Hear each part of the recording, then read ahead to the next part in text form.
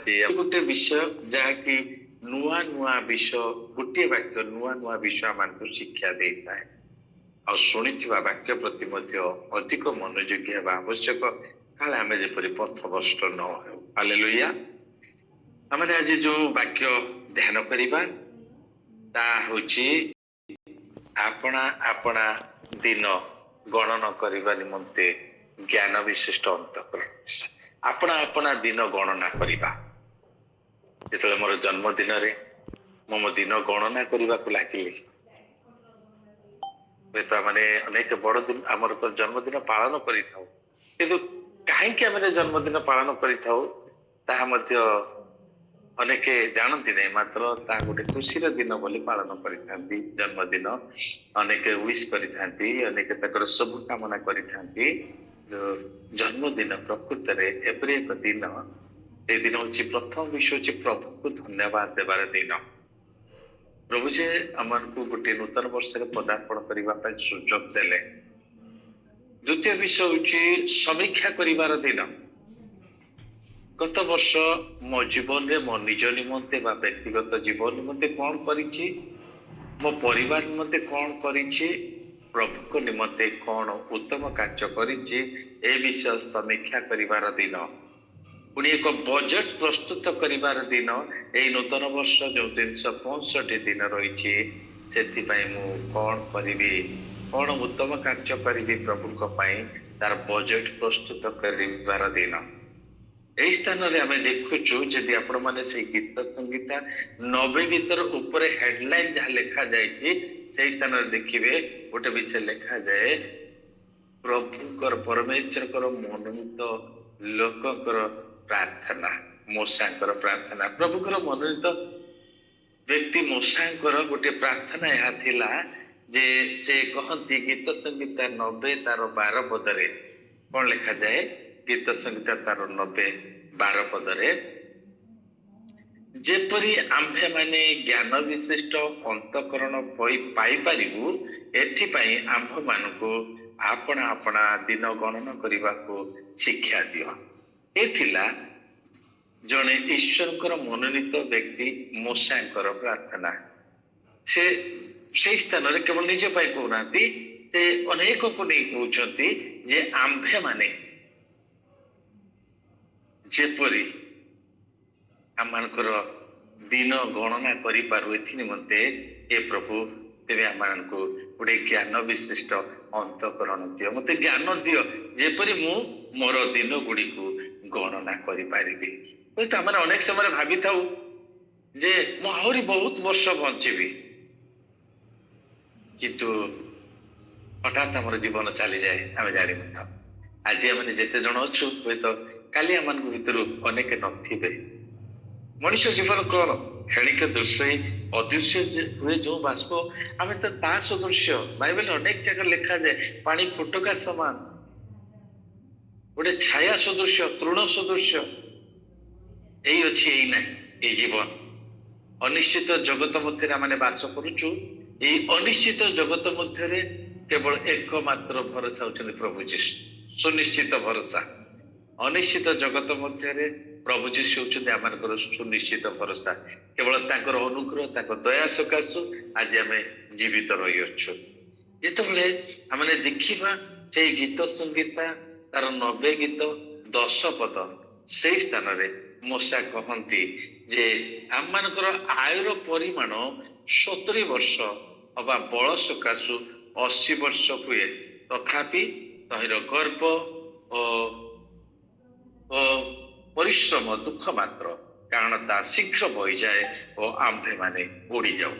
ଭାବିଥାଉ ଆମେ 60-70 ବର୍ଷ ବା 70-80 ବର୍ଷ ବହୁତ ଲମ୍ବା, କିନ୍ତୁ ମୋ ପ୍ରିୟ ମାନେ ଦେଖୁ ଦେଖୁ ତାହା ଉଡ଼ିଯାଏ। ଆଉ ସେ ଦିନ ଗୁଡ଼ିକ ଆମର କେତେ ଦୁଃଖ ମାତ୍ର ଥାଏ, ଅତି ଶୀଘ୍ର ତାହା ବହିଯାଏ। ମୋ ନିଜ କଥା ମୁଁ କହିବା ପାଇଁ ଚାହେଁ।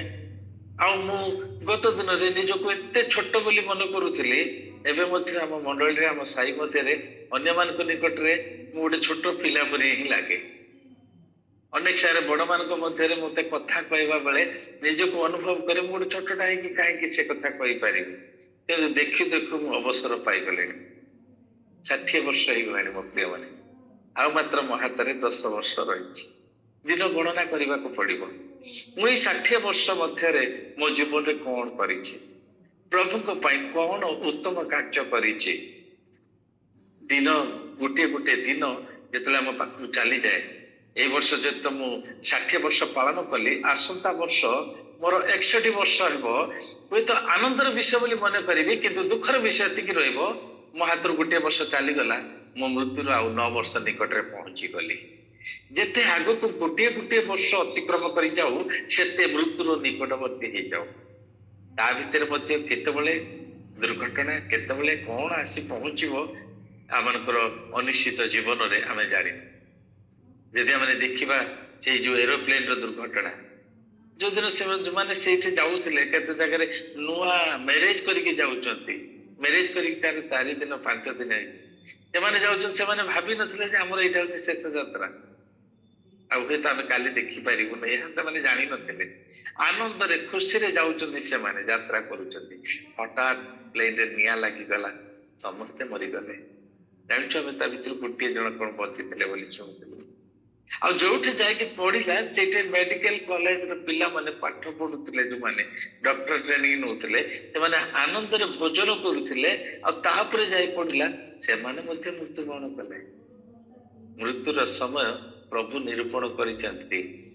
ଉପଦେଶକ ତାର 3 ପର୍ବ 1ରୁ 3 ପଦ ମଧ୍ୟରେ ଯଦି ପଢିବା, ପ୍ରତ୍ୟେକ ବିଷୟର ସମୟ ପ୍ରଭୁ ନିରୂପଣ କରିଛନ୍ତି। ଜନ୍ମିବାର ସମୟ, ମରିବାର ସମୟ, ରୋପିବାର ସମୟ, ଉପାଡ଼ିବାର ସମୟ, ଚେଲେଇବାର ସମୟ, ଚିରିବାର ସମୟ, ପ୍ରେମ କରିବାର, ବିଚ୍ଛେଦ ହେବାର, ଆଲିଙ୍ଗନ କରିବାର, ସବୁ ସମୟ ପ୍ରଭୁ ନିରୂପଣ କରିଛନ୍ତି, ତାଙ୍କର ରହିଛି।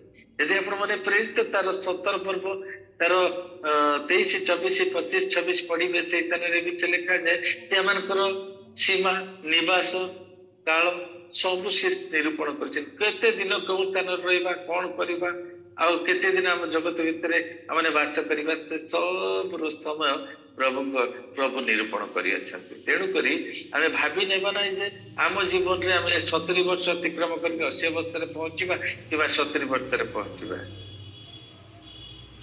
କାଲି ହୁଏତ ଆମ ଜୀବନର ଶେଷ ସମୟ ଆସିପାରେ। ତେଣୁକରି ଏଠି ମୂଷା କହୁଛନ୍ତି, ହେ ପ୍ରଭୁ, ମତେ ଜ୍ଞାନ ବିଶିଷ୍ଟ ଅନ୍ତଃକରଣ ଦିଅ, ମୁଁ ଯେପରି ଆପଣା ଦିନ ଗଣନା କରିପାରେ। ଜ୍ଞାନ ଯେତ 60, 70, 80 ବର୍ଷ ହେଲେ ମଧ୍ୟ ତାହା ଅତି ଶୀଘ୍ର ବହିଯାଏ ଏବଂ ଆମେ ଉଡ଼ିଯାଉ। ପ୍ରିୟ ମାନେ, ଏଇ ଯୋଉ ବଞ୍ଚିଛୁ, ଆମେ ଆମର ଦିନ ଗଣନା କରିବା। ଗୋଟିଏ ଗୋଟିଏ ଦିନ ଆମ ପାଇଁ ଅତି ମୂଲ୍ୟବାନ। ଆମେ ସମୟକୁ ବେଷ୍ଟ ନ କରିବା, ନଷ୍ଟ ନ କରି, ବର୍ବାଦ ନ କରି, ଏଇ ସମୟର ଗୁରୁତ୍ୱକୁ ବୁଝି ଯେତେ ନିଜ ପାଇଁ, ନିଜ ପରିବାର ପାଇଁ ଯେତିକି ଚିନ୍ତା କରୁଛୁ, ଯେତିକି କାର୍ଯ୍ୟ କରୁଛୁ, ପ୍ରଭୁଙ୍କ ପାଇଁ ମଧ୍ୟ କିଛି ଉତ୍ତମ କାର୍ଯ୍ୟ କରିବା ପାଇଁ ଚେଷ୍ଟା କରିବା। ଆମେ ଜଗତରୁ କିଛି ନେଇ ଯାଇପାରିବାନି ମୋ ପ୍ରିୟ ମାନେ, କେବଳ ଆମମାନଙ୍କର କର୍ମକୁ ନେଇ ଆମେ ଯିବା। ଯାହା ଉତ୍ତମ କର୍ମ କରିଛୁ ସେଇ ବିଷୟକୁ ହିଁ ନେଇକି ଯିବା। ଯଦି ଆପଣ ମାନେ ହିଜିକିୟ ରାଜାଙ୍କ ବିଷୟ ଦେଖିବେ, ହିଜିକିୟକୁ ଯିଶାୟା ଭବିଷ୍ୟତ ବକ୍ତା ଆସି କହିଲେ, ହିଜିକିୟ, তুমি ନିତାନ୍ତ ମରିବ, তুমি ଆପଣା ଗୃହ ବିଷୟ ସଜାଡ। ତ ତାର ରାଜ୍ୟର ସବୁ ବିଷୟ ସେ ସଜାଡି ଦେଇଥିଲେ। ଅନେକ କୁସଂସ୍କାର, ଅନେକ ଅନ୍ଧବିଶ୍ୱାସ, ଅନେକ ପ୍ରକାର ବିଷୟ, ଯୋଉଟାକି ପିତ୍ତଳ ସର୍ପକୁ ସେମାନେ ପୂଜା କରୁଥିଲେ, ସେ ପିତ୍ତଳ ସର୍ପ ଏସବୁ ଆଉ ବାଲ ଦେବତାର ଅନେକ ଯଜ୍ଞ ବେଦୀ ସବୁ ଭାଙ୍ଗି ଦେଇଥିଲେ, ବଢିଆ ସଜାଡି ଦେଇଥିଲେ ରାଜ୍ୟକୁ, କିନ୍ତୁ ନିଜ ପରିବାରକୁ ସଜାଡି ପାରିନଥିଲେ। ତେଣୁକରି ପ୍ରଭୁ କହିଲେ, ତୁମେ ନିତାନ୍ତ ମରିବ, ବଞ୍ଚିବ ନାହିଁ। ସେଇ ସମୟରେ ହିଜିକିୟ କୌଣସି ଆଡେ ଦୌଡି ଯାଇ ନଥିଲେ, କାନ୍ଥ ଆଡେ ମୁହଁ କରି କାନ୍ଦି କାନ୍ଦି ପ୍ରାର୍ଥନା କରିଥିଲେ, ଆଉ ପ୍ରଭୁଙ୍କ ସକାଶୁ ଯାହା ଉତ୍ତମ କର୍ମ କରିଥିଲେ ତାହା ହିଁ ପ୍ରଭୁଙ୍କ ନିକଟରେ କହିବାକୁ ଲାଗିଲେ, ପ୍ରଭୁ ଏଇ ସମୟରେ ଅନ୍ତତଃ ଟିକେ ସ୍ମରଣ କର, ମୁଁ ତୁମ ନିମନ୍ତେ କଣ ଉତ୍ତମ କାର୍ଯ୍ୟ କରିଅଛି। ବାସ୍ତବରେ ପ୍ରଭୁ ସ୍ମରଣ କଲେ, ତା କାନ୍ଦକୁ ଦେଖିଲେ, ଯିଶାୟାକୁ କହିଲେ, ଯାଅ ତୁମେ ଏଇ କ୍ଷଣି ଯାଇ ତାକୁ କୁହ, କାରଣ ତା କାନ୍ଦ ଦେଖି ମୁଁ ଆଉ ସହ୍ୟ କରିପାରୁନାହିଁ। ଯିଶାୟା ହୁଏତ ନାରାଜ ହେଇଥିବେ, ଏଇ ଟିକେ ସମୟ ଆଗରୁ ତାକୁ ମୁଁ କହିକି ଆସିଲି ତୁମେ ନିତାନ୍ତ ମରିବ, ଏବେ ପୁଣି କହୁଛ ଯାଇକି କୁହ। ମତେ ସେ ମିଥ୍ୟା ଭବିଷ୍ୟତ ବକ୍ତା ବୋଲି ଜଣେ କହିବ। ସେ ଯାହା କହୁଛି କହୁନା କାହିଁକି, ଆମେ ତା କାନ୍ଦ ଦେଖି ପାରୁନୁ। ଆଉ ସେ ଯାହା କିଛି ଉତ୍ତମ କର୍ମ କରିଛି, ସେ ସବୁ ମତେ ସ୍ମରଣ କରିଦେଇଛି। ତେଣୁକରି ଯାଇକି ତାକୁ କୁହ, ଆଉ 15 ବର୍ଷ ସେ ବଞ୍ଚିବ। ହାଲେଲୁୟା। ମୋ ପ୍ରିୟ ମାନେ, ଉତ୍ତମ କର୍ମ ପ୍ରଭୁ ଦେଖିଛନ୍ତି ଆମ ଜୀବନରେ। ତେଣୁକରି ଏଇଠି ମୂଷା ଏକ ଜ୍ଞାନର କର୍ମ କଲେ, ଏକ ବୁଦ୍ଧିମାନର କାର୍ଯ୍ୟ କରୁଛନ୍ତି। ସେ ମାଗୁଛନ୍ତି ପ୍ରଭୁଙ୍କ ନିକଟରେ ଜ୍ଞାନ, ମତେ ଜ୍ଞାନୀ କରାଅ, ଯେପରି ମୁଁ ଆପଣା ଦିନକୁ ଗଣନା କରିପାରିବି। ମୁଁ ଏଇ ସମୟରେ ଆଉ ଗୋଟିଏ ଶାସ୍ତ୍ରାଂଶ ପଢିବା ପାଇଁ ଅନୁରୋଧ କରିବି, ଯାହାକି ଲୁକ ତାର 12 ପର୍ବ 16 ପଦରୁ 20 ପଦ। ଲୁକ ତାର 12 ପର୍ବ 16 ପଦରୁ 20 ପଦ। ଚୈତନ୍ୟ କଣ ଲେଖାଯାଏ?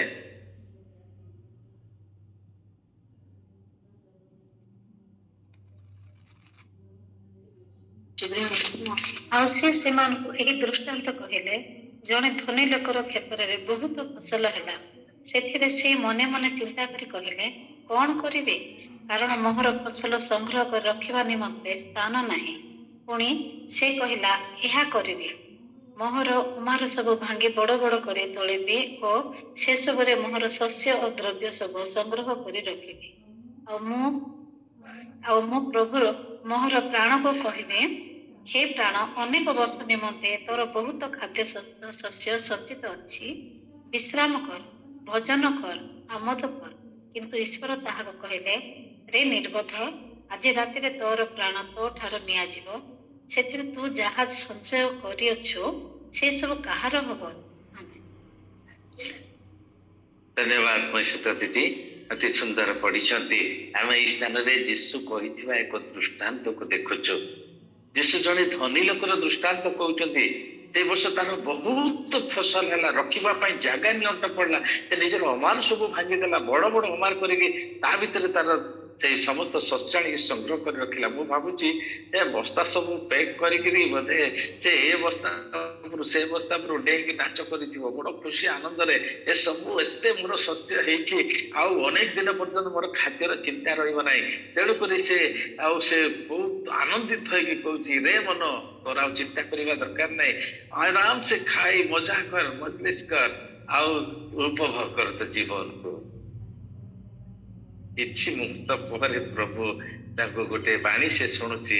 ଆଉ ସେ କଣ ଥିଲା ଦେଖାଯାଏ, ରେ ନିର୍ବୋଧ, ଏ ମୂର୍ଖ, ଆଜି ରାତିରେ ଯଦି ତୋ ପ୍ରାଣ ତୋ ଠାରୁ ନିଆଯାଏ ତାହେଲେ ଏସବୁ କାହାର ହେବ?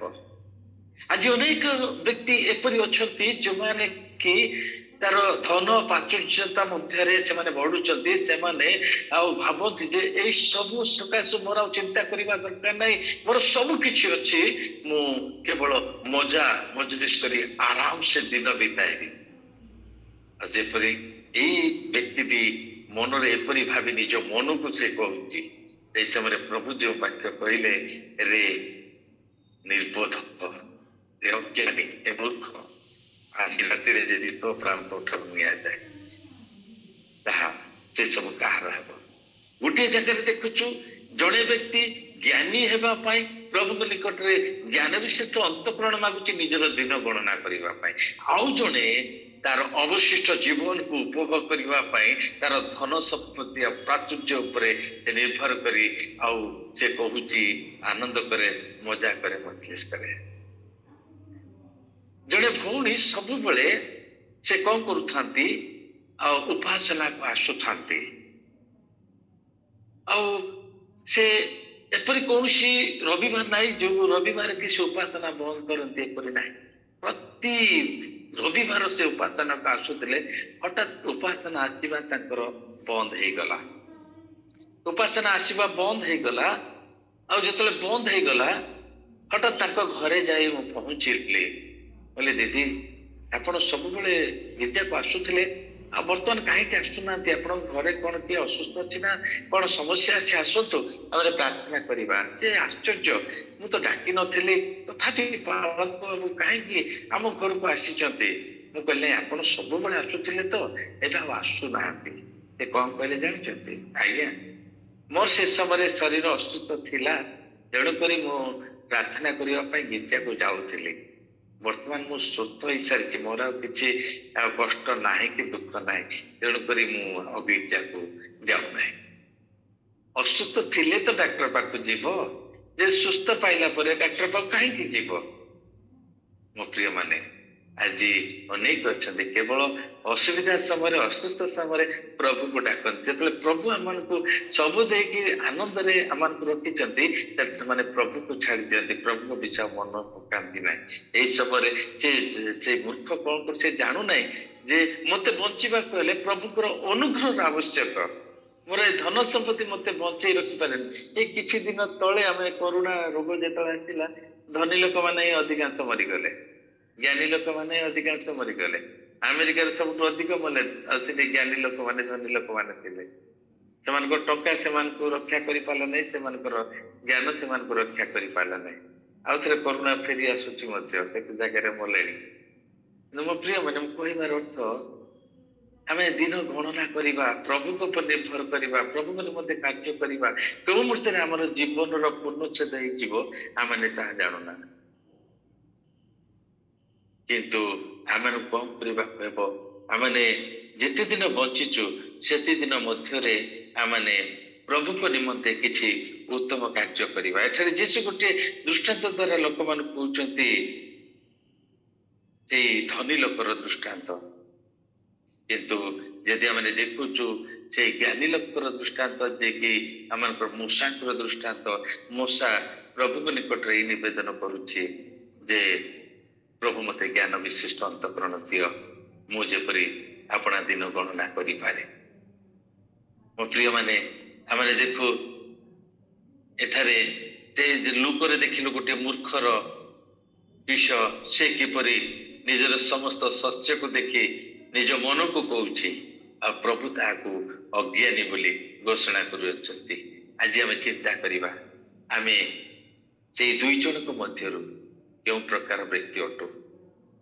ପ୍ରଭୁ କଣ କହୁଛୁ? ପ୍ରଭୁ ମତେ ବଞ୍ଚାଇ ରଖିଛ, ଅବଶିଷ୍ଟ ଜୀବନକୁ ଯେପରି, ଅବଶିଷ୍ଟ ଦିନକୁ ଯେପରି ମୁଁ ଗଣନା କରିପାରିବି, ଏଥିପାଇଁ ମତେ ଗୋଟେ ଜ୍ଞାନ ବିଶିଷ୍ଟ ଅନ୍ତଃକରଣ ଦିଅ।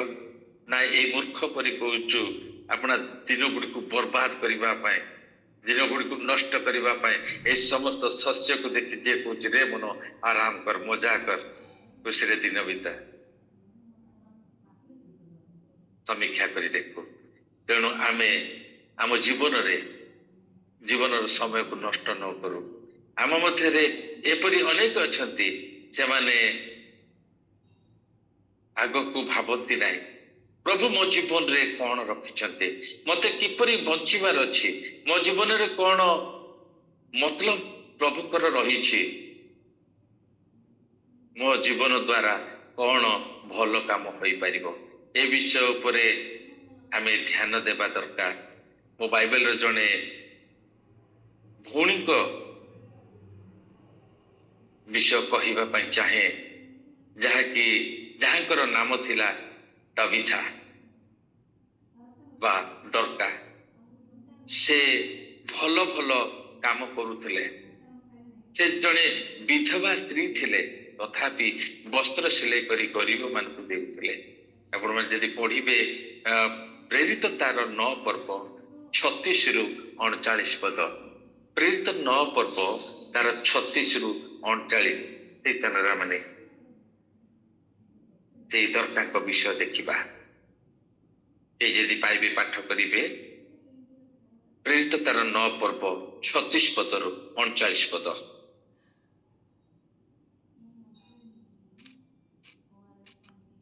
ଜାଫରେ ଟାବିତା ନାମରେ ଜଣେ ଶିଷ୍ୟା ଥିଲେ। ଅନୁବାଦ କଲେ ଏହି ନାମର ଅର୍ଥ ଦର୍କା।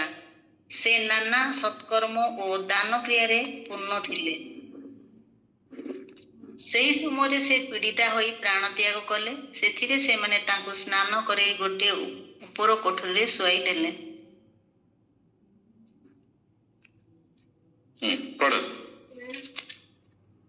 ପୁଣି ଲୁଦ ଜାଫର ନିକଟବର୍ତ୍ତୀ ଥିବାରୁ ଶିଷ୍ୟମାନେ ପିତର ସେଠାରେ ଅଛନ୍ତି ବୋଲି ଶୁଣି 2 ଜଣ ଲୋକଙ୍କୁ ତାଙ୍କ ନିକଟକୁ ପଠାଇ ଏହା ନିବେଦନ କଲେ, ଆମ୍ଭମାନଙ୍କ ନିକଟକୁ ଆସିବା ପାଇଁ ବିଳମ୍ବ କରନ୍ତୁ ନାହିଁ। ଏଣୁ ପିତର ଉଠି ସେମାନଙ୍କ ସାଙ୍ଗରେ ଗଲେ। ସେ ଆସନ୍ତେ ସେମାନେ ତାଙ୍କୁ ସେହି ଉପର କୋଠରୀକୁ ଘେନିଗଲେ। ଆଉ ବିଧବାମାନେ ସମସ୍ତେ ତାଙ୍କୁ ଘେରି ବିଳାପ କରୁ କରୁ ଦର୍କା ସେମାନଙ୍କ ସାଙ୍ଗରେ ଥିବା ସମୟରେ ଯେଉଁ ସବୁ ଅଙ୍ଗରଖା ଓ ବସ୍ତ୍ର ଗୁଡ଼ିକ ବନେଇଥିଲେ ସେହି ସବୁ ଦେଖାଇବାକୁ ଲାଗିଲେ। କିନ୍ତୁ ପିତର ସମସ୍ତଙ୍କୁ ବାହାର କରିଦେଇ ଆଣ୍ଠୁ ମାଡ଼ି ପ୍ରାର୍ଥନା କଲେ। ପୁଣି ସବୁଆଡ଼କୁ ବୁଲି ପଡ଼ି କହିଲେ, ଟାବିଥା ଉଠ। ସେଥିରେ ସେ ଆଖି ମେଲା କଲେ ଆଉ ପିତରଙ୍କୁ ଦେଖି ଉଠି ବସିଲେ। ପୁଣି ସେ ହାତ ଦେଇ ତାଙ୍କୁ ଉଠେଇଲେ ଏବଂ ସାଧୁମାନଙ୍କୁ ଓ ବିଧବାମାନଙ୍କୁ ଡାକି ତାଙ୍କୁ ଜୀବିତ ଦେଖାଇଲେ। ଏହି ଧନ୍ୟବାଦ। କଥା ଆମେ এই ସ୍ଥାନରେ ଦେଖୁଛୁ ସେଇ ଟାବିଥାଙ୍କର ଉତ୍ତମ କାର୍ଯ୍ୟ। ସେ ଜଣେ ବିଧବା ଥିଲେ। ଅନେକ କହନ୍ତି ମୋ ପାଖରେ କଣ ଅଛି, ମୋ ପାଖରେ ଜ୍ଞାନ ନାହିଁ, ମୋ ପାଖରେ ଧନ ନାହିଁ, ମୋ ପାଖରେ ସମ୍ବଳ ନାହିଁ, ମୁଁ ବା କି ଉତ୍ତମ କାର୍ଯ୍ୟ କରିପାରିବି। এই ସ୍ଥାନରେ ଗୋଟେ ବିଧବା ସ୍ତ୍ରୀର କାର୍ଯ୍ୟକୁ ଉତ୍ତମ କାର୍ଯ୍ୟ ବୋଲି ଲେଖାଯାଉଛି। ସେ ଅନେକ ଉତ୍ତମ କାର୍ଯ୍ୟ କରୁଥିଲେ ବୋଲି ଲେଖାଯାଇଛି। କଣ ସେ ଉତ୍ତମ କାର୍ଯ୍ୟ ଥିଲା? ତାଙ୍କ ପାଖରେ ଯତ ଥିଲା ତ ଗୋଟେ ଛୁଞ୍ଚି ଥିବ, କିଛି ସୂତା ଥିବ, ଆଉ କିଛି କନା ଥିବ। ତାକୁ ନେଇ ସେ କଣ କରୁଥିଲା? ଅଙ୍ଗରଖା ତିଆରି କରୁଥିଲା, ସୁନ୍ଦର ସୁନ୍ଦର ପୋଷାକ ତିଆରି କରୁଥିଲା, ବିଧବା ଏବଂ ଦରିଦ୍ର ମାନଙ୍କୁ ତାହା ଦାନ କରୁଥିଲା। ତାହା ଥିଲା ତାର ଉତ୍ତମ କାର୍ଯ୍ୟ। ଯାହା କିଛି ତା ପାଖରେ ଥିଲା ତାକୁ ବ୍ୟବହାର କରି ସେ ପ୍ରଭୁଙ୍କ ନିମନ୍ତେ ଉତ୍ତମ କାର୍ଯ୍ୟ କରୁଥିଲା। ପ୍ରଭୁଙ୍କ ନିମନ୍ତେ ଉତ୍ତମ କାର୍ଯ୍ୟ କରିବା ଅର୍ଥାତ୍ ଆମେ ଯଦି ମାଥ୍ୟୁ 25 ପର୍ବ ଦେଖିବା, ସେଇଦିନ ଲେଖାଯାଏ, ମୁଁ କ୍ଷୁଧିତ ଥିଲି ମତେ ତୁମେ ଭୋଜନ କରିବାକୁ ଦେଲ, ମୁଁ ତୃଷିତ ଥିଲି ମତେ ପାନ କରିବାକୁ ଦେଲ, ମୁଁ ଉଲଗ୍ନ ଥିଲି ମତେ ପିନ୍ଧିବାକୁ ଦେଲ। ସେତେବେଳେ ସେମାନେ ପଚାରିବେ, ପ୍ରଭୁ ଆପଣ କେତେବେଳେ କ୍ଷୁଧିତ ଥିଲେ ଆମେ ତୁମକୁ ଖାଇବାକୁ ଦେଲୁ, କେତେବେଳେ ତୃଷିତ ଥିଲେ ଆମେ ପିଇବାକୁ ଦେଲୁ, କେତେବେଳେ ପ୍ରବାସୀ ଥିଲେ ଆମେ ବାସଗୃହ ଦେଲୁ, କେତେବେଳେ ଉଲଗ୍ନ ଥିଲେ ଆମେ ତୁମକୁ ପିନ୍ଧିବାକୁ ଦେଲୁ। ସେତେବେଳେ ପ୍ରଭୁ କହିବେ, এই କ୍ଷୁଦ୍ର ମାନଙ୍କ ମଧ୍ୟରୁ ଜଣକ ପ୍ରତି ଏହା କରିଥିବାରୁ ମୋ ପ୍ରତି ହିଁ ତାହା କରିଅଛ। ଟାବିଥାର ଉତ୍ତମ କର୍ମ ଥିଲା, ସେ ଦରିଦ୍ର ମାନଙ୍କୁ, ବିଧବା ମାନଙ୍କୁ ଆଉ ପୋଷାକ ତିଆରି କରି ଦଉଥିଲେ। ଯେତେବେଳେ ସେ ମରିଗଲେ, ବିଧବା ସ୍ତ୍ରୀ ଲୋକମାନେ ଏକତ୍ର ହେଇ ତାଙ୍କ ନିମନ୍ତେ କାନ୍ଦୁଛନ୍ତି। ପାଖରେ ପିତର ଥିଲେ ସେ ପାଖ ଗ୍ରାମରେ, ତାଙ୍କୁ ଡାକି ଆଣିଲେ। ଆଉ ପିତର ଯେତେବେଳେ ଆସିଲେ, ଆଉ ସେ ଦର୍କାଙ୍କର ମୃତ ଶରୀର ଉପର କୋଠରୀରେ ଥିଲା, ଆଉ ସେ ଉପର କୋଠରୀକି ନେଇକି ପିତରଙ୍କୁ ଦେଖଉଛନ୍ତି, ଦେଖନ୍ତୁ ଦର୍କା କି ପ୍ରକାର ଭାବରେ ଏତେ ସୁନ୍ଦର ସୁନ୍ଦର ଅଙ୍ଗରଖା ତିଆରି କରି ଦରିଦ୍ର ଏବଂ ବିଧବା ମାନଙ୍କୁ ଦେଉଥିଲେ। ଆଜି ଏ ପୋଷାକ ଦେଖି ଆମର ମନେ ପଡିଯାଏ ତାଙ୍କର ସେ ଉତ୍ତମ କାର୍ଯ୍ୟ। ତେଣୁକରି ସେମାନେ ବିଳାପ କରୁଛନ୍ତି ବୋଲି ଲେଖାଯାଏ, କାନ୍ଦୁଛନ୍ତି ସେଇଠି। ପିତର ସେମାନଙ୍କ କାନ୍ଦକୁ ଦେଖିଲେ, ପୁଣି ସେଇ ଦର୍କାଙ୍କର ଉତ୍ତମ କର୍ମକୁ ଦେଖିଲେ, ଆଉ ସେ ତାଙ୍କୁ କଣ କଲେ? ପୁନର୍ବାର ଜୀବିତ କରି ସେଇ ବିଧବା ମାନଙ୍କ ହସ୍ତରେ ଦେଲେ। ମୋ ପ୍ରିୟ, ଥରେ ମୃତ୍ୟୁ ତାପରେ ବିଚାର। ବିଚାର କାହାକୁ ନେଇକି କରାଯିବ? ଆମମାନଙ୍କର ଉତ୍ତମ କର୍ମକୁ ନେଇ କରାଯିବ। ତାପରେ ପ୍ରଭୁ ଆମମାନଙ୍କୁ ଅନନ୍ତ ଜୀବନ ଦେଲେ। ହାଲେଲୁୟା। ଯଦିଚ ସେ ମୃତ୍ୟୁକୁ ନିଜେ ସୃଷ୍ଟିର ଆରମ୍ଭରୁ କରିନଥିଲେ, ନିଜର ସୃଷ୍ଟି ଯେତେବେଳେ ସୃଷ୍ଟି କଲେ ଜଗତକୁ, ସେ ସମୟରେ ମୃତ୍ୟୁକୁ ରଖିନଥିଲେ, ଅପସନ ଭାବରେ ଦେଲେ। ଆଉ ମରଣକୁ ଏ ମଣିଷ ହିଁ ବରଣ କଲା। ପରମେଶ୍ୱର କହିଲେ 2:9 ପଦରେ ଦେଖିବା, ଆଦି ପୁସ୍ତକ 2:9ରେ କଣ ଲେଖାଯାଉଛି? ସେଇ ମଧ୍ୟସ୍ଥଳରେ 2ଟି ବୃକ୍ଷ ଥିଲା, ଗୋଟେ ଅମୃତ, ଗୋଟେ ଜ୍ଞାନ ଦେବା ବୃକ୍ଷ। ପରମେଶ୍ୱର କହିଲେ, ଯଦି ତୁମେ ଏଇ ସତ ଜ୍ଞାନଦାୟକ ବୃକ୍ଷର ଫଳ ଭୋଜନ କରିବ, ତାହେଲେ ତୁମେ ମରିବ। ଏହା ଜାଣି ମଧ୍ୟ, ସେ ଫଳ ଛୁଇଁଲେ ମରିବ ବୋଲି ଜାଣି ମଧ୍ୟ ମଣିଷ ମରଣକୁ ବରଣ କଲା। ଅପସନ ରଖିଥିଲେ ପ୍ରଭୁ, ଯଦି ଖାଇବ ମରିବ, ନ ଖାଇଲେ ବଞ୍ଚିବ। ଆଉ ତାହା ହିଁ କଲା, ସେ ଖାଇଲା ଏବଂ ମୃତ୍ୟୁକୁ ଏଇ ଜଗତ ମଧ୍ୟକୁ ପ୍ରବେଶ କରାଇଲା। ଯଦି ଆମେ ଇନୋସଙ୍କ କଥା ଦେଖୁ, ସେଇ ସମୟର ବୟସ ଯଦି ଦେଖିବା, 900 ଚିଲ୍ଡ୍ରା ସେ ବର୍ଷ ବଞ୍ଚୁଥିଲେ, ସବୁଠୁ ଅଧିକ ବର୍ଷ। ସେଇ ସମୟରେ ଲୋକମାନେ 900, 800, 700, 1000 ପାଖାପାଖି ଏ ପ୍ରକାର ଲୋକ ବଞ୍ଚୁଥିଲେ। କିନ୍ତୁ ଆୟୁଷ କମିବାର କାରଣ କଣ? ଯେ ପରମେଶ୍ୱର ଦେଖିଲେ ଏମାନଙ୍କର ଚିନ୍ତାଧାରା ଅବିରତ ମନ୍ଦ, ଏମାନେ ପାପ କର୍ମରେ ଲିପ୍ତ। ତେଣୁକରି ମନୁଷ୍ୟକୁ ସୃଷ୍ଟି କରିବା ସକାଶୁ ଅନୁତାପ କଲେ, ପୁଣି ଧ୍ୱଂସ କରିବା ପାଇଁ 40 ଦିନ ଦିବାରାତ୍ର ବର୍ଷା କଲେ। ଆଉ ସେଇ ସମୟରେ ସେ ମନୁଷ୍ୟର ଆୟୁକୁ 120 ବର୍ଷକୁ ଆଣି ଦେଇଥିଲେ। ଗୋଟେ ସୀମା ମଧ୍ୟରେ ରଖିଲେ 120 ବର୍ଷ ବଞ୍ଚିବ। କିନ୍ତୁ ଦାଉଦଙ୍କ ସମୟରେ ଆମେ ଦେଖିଲୁ, ସେଇ ଗୀତ ସଂଗୀତା 90 ତାର 10 ପଦରେ, ଯେ 70 କିମ୍ବା ବଳ ସକାଶୁ 80 ବର୍ଷ। ଯେତେ ପାପ ବଢି ଚାଲିଛି, ସେତେ ଆୟୁଷ କମି କମି ଆସୁଛି ମୋ ପ୍ରିୟମାନେ। ତଥାପି ମଧ୍ୟ ଏଇ ସୀମିତ ବଞ୍ଚିବା ସମୟ ଭିତରେ ଯଦି ଆମେ ଜ୍ଞାନ ବିଶିଷ୍ଟ ଅନ୍ତଃକରଣ ପାଇଁ ଆମକୁ ଦିନ ଗୁଡ଼ିକୁ ଗଣନା କରିବା ତାହେଲେ ଆମେ ଉତ୍ତମ କାର୍ଯ୍ୟ କରିପାରିବା। ଯେମିତି ଦରକାର ଉତ୍ତମ କାର୍ଯ୍ୟ କରିବା ଯୋଗୁଁ ପୁନର୍ବାର ସେ ଜୀବନ ପାଇଲେ, ଠିକ ସେହିପରି ଆମର ଉତ୍ତମ କର୍ମ ଦିନେ ଆମମାନଙ୍କୁ ଅନନ୍ତ ଜୀବନର ଅଧିକାରୀ କରିବାର ସୁଯୋଗ ଦେବ। ତେଣୁକରି ଆମେ ଯେତେ ଦିନ ବଞ୍ଚିଛୁ ଗୋଟିଏ ଗୋଟିଏ ଦିନ ଯେ ଆମମାନଙ୍କର ଅତି ମୂଲ୍ୟବାନ। ଯଦି ଗୋଟିଏ ଦିନ ବଞ୍ଚି ରହିଛୁ ତାହେଲେ ପ୍ରଭୁଙ୍କ ପାଇଁ କଣ ଉତ୍ତମ କାର୍ଯ୍ୟ କରିଛୁ ସମୀକ୍ଷା କରିବା ଆବଶ୍ୟକ। ଆମେ କଣ ଉତ୍ତମ କାର୍ଯ୍ୟ କରିବା ତାହା ମଧ୍ୟ ପ୍ରଭୁ ଆମର ଜନ୍ମ ହେବା ପୂର୍ବରୁ ସବୁ ପ୍ରସ୍ତୁତ କରି ରଖିଅଛନ୍ତି। ଆମକୁ ବିନା ଉଦ୍ଦେଶ୍ୟରେ ଜଗତ ମଧ୍ୟକୁ ସେ ପଠେଇ ନାହାନ୍ତି। ଆମେ ହଠାତ୍ ଖସି ପଡିନାହୁଁ ଆକାଶରୁ। ପ୍ରଭୁ କିଛି ଯୋଜନା କିଛି ଉଦ୍ଦେଶ୍ୟ ରଖି ଆମମାନଙ୍କୁ ଏ ଜଗତ ମଧ୍ୟକୁ ପଠେଇଛନ୍ତି କିଛି ଭଲ କାମ କରିବା ପାଇଁ। ଯେତେବେଳେ ପର୍ଯ୍ୟନ୍ତ ଆମେ ଜଗତରେ ଥିଲୁ ଜାଗତିକ ଭାବରେ ହୁଏତ ପ୍ରଭୁ ଆମଠାରୁ ସେ ଭଲ କାମ ଆଶା କରୁନଥିଲେ, କିନ୍ତୁ ଯେତେବେଳେ ଆମେ ଖ୍ରୀଷ୍ଟରେ ରହିଲୁ ସେତେବେଳେ ଆମେ ଗୋଟେ ନୂଆ ଜୀବନ ପାଇଲୁ। ତେଣୁକରି ଲେଖାଯାଏ ତେଣୁ ଯଦି କେହି ଖ୍ରୀଷ୍ଟଙ୍କ ଠାରେ ଅଛି ତେବେ ସେ ନୂତନ ସୃଷ୍ଟି, ଆମେ ଏକ ନୂଆ ସୃଷ୍ଟି ହେଲୁ। ପ୍ରଭୁ ଯଦି ଆମମାନଙ୍କୁ ପ୍ରାରମ୍ଭରୁ ସୃଷ୍ଟି କରିଅଛନ୍ତି, କିନ୍ତୁ ଯେତେବେଳେ ଆମେ ଖ୍ରୀଷ୍ଟଙ୍କ ଠାରେ ରହିଲୁ ସେତେବେଳେ ଆମେ ଏକ ନୂଆ ସୃଷ୍ଟି ହେଲୁ। ଆମ ଜୀବନରେ କେବଳ ଉତ୍ତମ କାର୍ଯ୍ୟ ପ୍ରଭୁ ଚାହାନ୍ତି। ଦେଖନ୍ତୁ ଏଫିସିଓ ତାର 2 ପର୍ବ 10 ପଦ ଦେଖନ୍ତୁ କଣ ଲେଖାଯାଏ ସେଇ ସ୍ଥାନରେ। ସେ ଆମମାନଙ୍କୁ ରଚନା କରିଅଛନ୍ତି, ଅର୍ଥାତ୍ ସେ ଆମମାନଙ୍କୁ ସୃଷ୍ଟି କରିଛନ୍ତି। କେହି ପାଇଲେ ପଢନ୍ତୁ।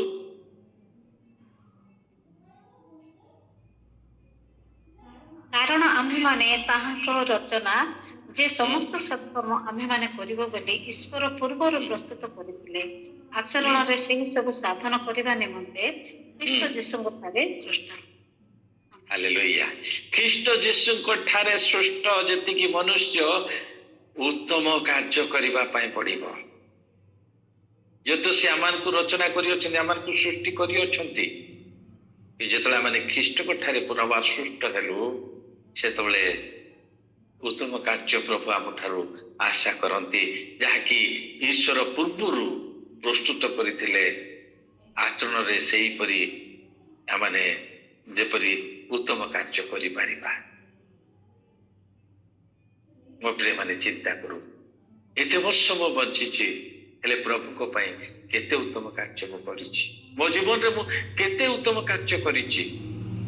ଯଦି କରିନାହିଁ, ଆଜି ଏଇ ବାକ୍ୟ ଆମମାନଙ୍କୁ ଶିକ୍ଷା ଦିଏ। ଅବଶିଷ୍ଟ ମୁଁ ଯେତିକି ଦିନ ବଞ୍ଚିବି ପ୍ରତ୍ୟେକ ଦିନକୁ ମୁଁ ଗଣନା କରିବି। ଗୋଟିଏ ଦିନ ଅତିବାହିତ ହେବା ପରେ ରାତ୍ରିରେ ଯେତେବେଳେ ଶଯ୍ୟା ନିକଟକୁ ଯିବି ସେତେବେଳେ ମୁଁ ମୋ ଜୀବନକୁ ସମୀକ୍ଷା କରି ଦେଖିବି ଯେ ଆଜି ଦିନରେ ମୁଁ କଣ ମଙ୍ଗଳ କାର୍ଯ୍ୟ କରିଛି।